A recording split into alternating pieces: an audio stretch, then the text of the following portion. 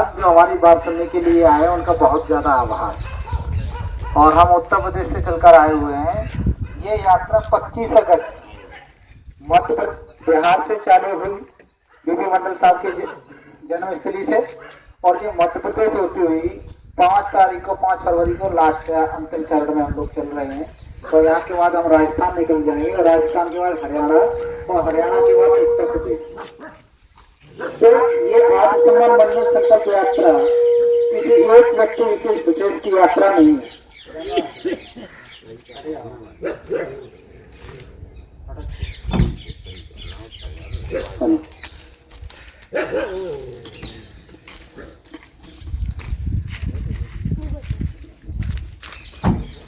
ये यात्रा किसी एक व्यक्ति की यात्रा नहीं है, ये लड़ाई किसी एक व्यक्ति की लड़ाई नहीं है, ये संपूर्ण समाज की लड़ाई है, संपूर्ण समाज की यात्रा है।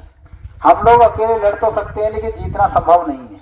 ये कन्फर्म है कि जीतने से पहले ही हम हार जाएंगे अगर सहयोग नहीं मिला। हम ये नहीं कहते कि आप हमको आर्थिक सहयोग करिए। अगर आपके पास आर्थिक सहयोग नहीं है तो सामाजिक सहयोग करिए। सामाजिक स्तर आपका अगर नहीं है तो किसी भी रूप में, आर्थिक, सामाजिक, शारीरिक, किसी भी तरीके से हमारा सहयोग कर सकते हो। क्योंकि जब तक आपका सहयोग नहीं होगा तब तक युद्ध लड़ने से पहले ही पराजय हो जाए। ये नहीं है कि हम ही संघर्ष करने सड़कों पर निकले। हमसे पहले तमाम युवा ने ये सोचा और इस लड़ाई को लड़े, आरक्षण की लड़ाई को कई बार लड़े, लेकिन वो भी रिटर्न हुए। रिटर्न होने का कारण यही है कि ओबीसी समाज, मुझे लगता है कि जिस तरीके से हम दलित समाज को आज अपना छोटा भाई मानते हैं, अगर चेतना की बात की जाए तो मैं दावे के साथ कह सकता हूं, मैं ओबीसी हूं, मुझे कोई झिझक नहीं है कि चेतना के मामले में मैं दलितों को मैं अपना बड़ा भाई मानता हूं। मुझे लगता है कि जिस तरीके से दलित चेतना जागृत है उसी तरीके से ओबीसी चेतना भी ओबीसी समाज के लोगों में होनी चाहिए। क्योंकि दलितों को अच्छी तरीके से पता है, दलित समाज के जो भी है उन्हें सही मायने में पता है कि लड़ाई किस तरीके से लड़ी जाती है, किस तरीके से सड़कों पर उतरा जाता है। आज ओबीसी समाज को भी उन्हीं की राह पर चलकर अपने अधिकार और बाबा साहब द्वारा दिया गया संविधान का रक्षण करना हमारा परम कर्तव्य है। यह संविधान ने जो बोलने की आजादी, रहने की आजादी, खाने की आजादी, ये स्वतंत्रता दी है, ये संविधान ने बाबा साहब ने दी है। आज संपूर्ण देश बाबा साहब को मानता है। बाबा साहब को मानने का एक बहुत बड़ा कारण है, बाबा साहब को यूं ही नहीं, लोग तब भी विरोध करते थे लोग, लेकिन बाबा साहब ने सदैव तर्क दिया और तर्क दे करके उनको परास्त किया है। बाबा साहब को यही नहीं लोग कह देते हैं कि बाबा साहब ने संविधान निर्माता है। उन्होंने कई समय पर, कई जगह पर यह साबित किया है, और उन्होंने तर्क देकर विरोधियों को परास्त किया है। आज उन्हीं की राह पर हम लोगों को चलना है। और ये क्रीमी लेयर, आरक्षण, लेटर एंट्री, तमाम जो तरीके से जो आरक्षण विरोधी ताकतें हैं, आरक्षण विरोधी सरकारें हैं, जो ओबीसी, एससी, एसटी के अधिकारों का शोषण कर रही हैं, जो लोग हम पर शासन कर रहे हैं, जिनकी जनसंख्या मुश्किल 15% होगी इस देश में, उन्हें आरक्षण कितना मिल रहा है? 50%। जिन लोगों की जनसंख्या ओबीसी, एससी, एसटी, माइनॉरिटी की मिला दी जाए तो 85% है, उन्हें रिजर्वेशन कितना मिल रहा है? 49.5%।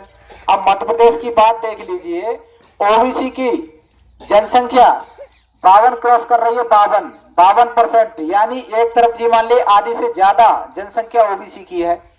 तो उस हिसाब से हर दूसरा डीएम हमारा होना चाहिए, हर दूसरा एसपी हमारा होना चाहिए, इंजीनियर हर दूसरा हमारा होना चाहिए, टीचर हर दूसरा हमारा होना चाहिए, पुलिस कांस्टेबल में हर दूसरा कांस्टेबल हमारा होना चाहिए, हर दूसरा जज हमारा होना चाहिए। लेकिन क्या है आपके पास? इस देश में हर दूसरा ब्राह्मण जज होता है, हर दूसरा इंजीनियर ब्राह्मण होता है। यानी कुल मिला के तुम्हारे जो अधिकार हैं उन पर कोई और कुंडली जमाए बैठा हुआ है और आप उनको अधिकारों से वंचित हैं।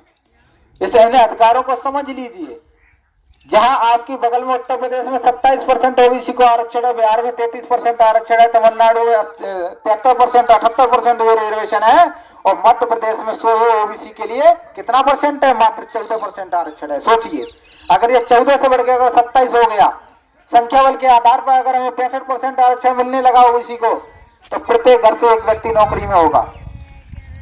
जब प्रत्येक घर से एक व्यक्ति नौकरी में होगा तो उसकी हालत सोच लीजिए कितनी अच्छी होंगी, कितनी बेहतर होंगी। वो अपने बच्चों को अच्छा पढ़ाएगा, अच्छा शिक्षा दिलाएगा, बाजार में जाएगा, शहर में पढ़ाएगा। यहाँ तक कि ऑक्सफोर्ड यानी अमेरिका, ब्राजील, ब्रिटेन विदेश पढ़ाने भेजेगा। क्या हमारी हैसियत है? ग्वालियर तक नहीं भेज पा रहे हैं हम लोग।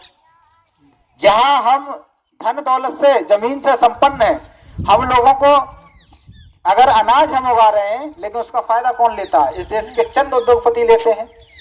सोच लीजिए, आलू का एक चिप्स, आलू की जो एक चिप्स की पैकेट 5 रुपए का बिकता है, एक चिप्स की पैकेट बड़ी मुश्किल से उसमें 50 पैसे का आलू लगता है, लेकिन उसका बेनिफिट 4.5 रुपए का कौन लेते हैं? इस देश के उद्योगपति लेते हैं।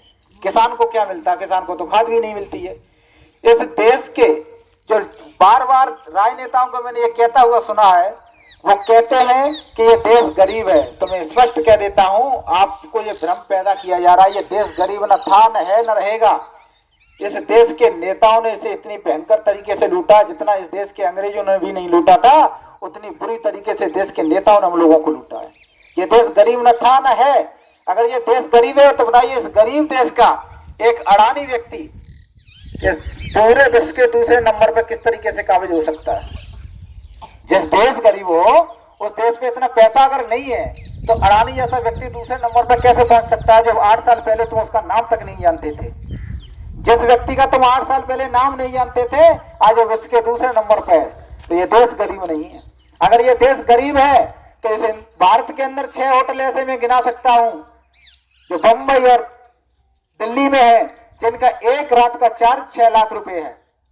अगर 6 लाख रुपए एक व्यक्ति भरकर 24 घंटे अगर होटल में रह सकता है, वो पाकिस्तान या ब्राजील से नहीं आएगा, वो हिंदुस्तान का ही व्यक्ति है, इंडिया का व्यक्ति है।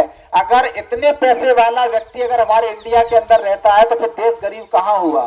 गरीब तो हम जनता को बनाया जा रहा है। या हमारी मक्का, हमारा आलू सस्ते दामों में लेकर के, और वो उस मक्का को जो सस्ते दामों में खरीदा जाता है, पॉपकॉर्न को देखते हो आप किस तरीके से बेचा जाता है, 100 रुपए में बेचा जाता है। तो उसका बेनिफिट किसे जाता है? देश के उद्योगपतियों को। अभी भारत सरकार ने जो रिपोर्ट दी है, उसमें स्पष्ट कह दिया है कि देश के 1% लोगों को पास देश का आधा धन है, 40%। सोचिए, देश के 1% लोगों के पास देश का आधे से अधिक धन है, आधे से अधिक जमीन है। आप अनुमान लगाइए कि इस देश में कितनी किसान के पास जमीन हो सकती है। हम और आप किसान हैं, लेकिन जमींदारों के पास आज ही 5-5 हजार बीघा जमीन है। वो कोई और जाति नहीं है, केवल 2 जातियां हैं। समझ लीजिए कौन सी जातियां होंगी जो आपकी जमीनों को हड़पे हुए बैठी है।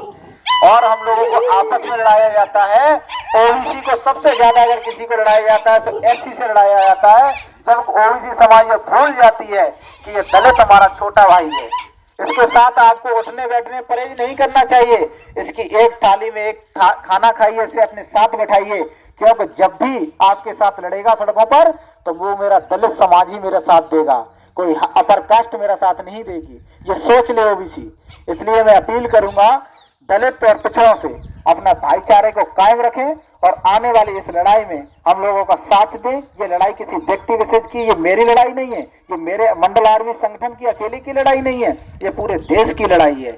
और मुझे लगता है कि अगर देश कारवा को हम लोगों ने आगे बढ़ाया है और अगर आप लोगों को साथ रहा, तो मनवावादी विचारधारा की सरकारों को हम घुटने तले लाके खड़ा कर देंगे। जय भीम, जय मंडल।